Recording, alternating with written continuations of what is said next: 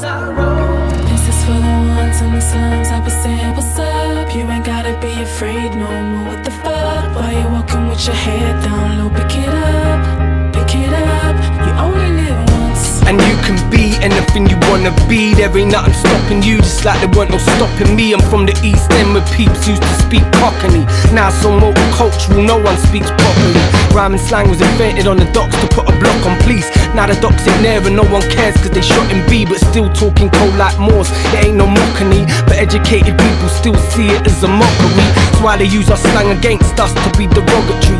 We just fuel the fire with our fucked out philosophies. Like crime's the only way we're gonna feed off this economy. Revert to type, live out these self-fulfilling prophecies. But we ain't no different from them.